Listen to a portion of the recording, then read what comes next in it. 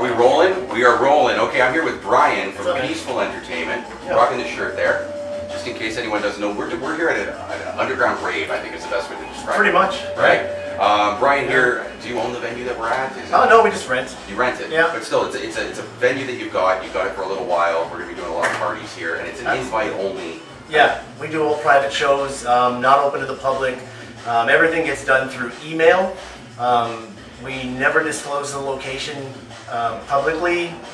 Basically, people email me their names. I put them on a list. I request an email transfer depending on what the funds are for that show.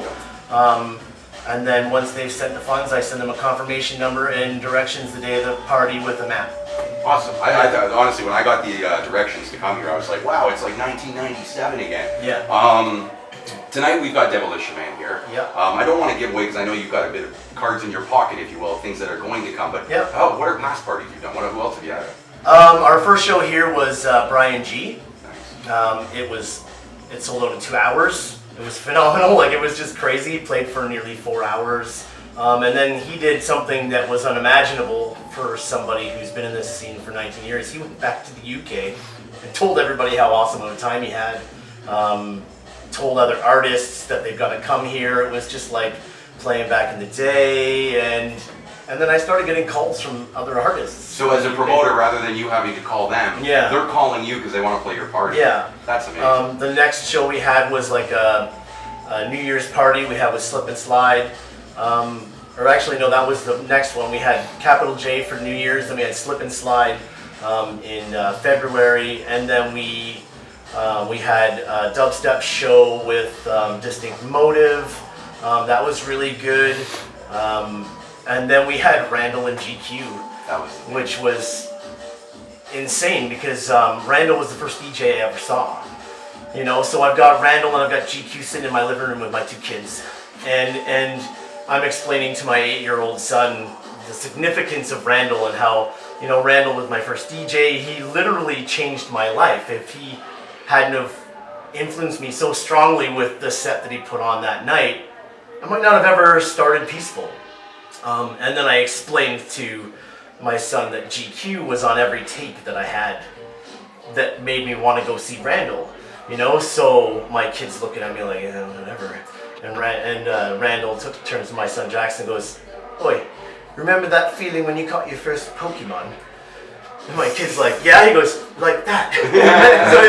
So they were really good people. Like, they were so down to earth and humble and just phenomenal. I was giving every ounce of me not to fanboy. It sounds like, you know what I mean. And then tonight then we had Logan D, and then we had Darren J, and then tonight we have Marcus Visionary and Demolition Man, and then coming up we have a show in July 21st with another UK headliner and an MC from New York City.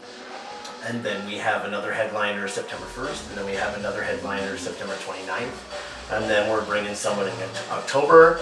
So it's just, we have once a month is what we like to do because we won't really dilute the scene. We have a small enough demographic that if we have a show too often, it becomes sparse.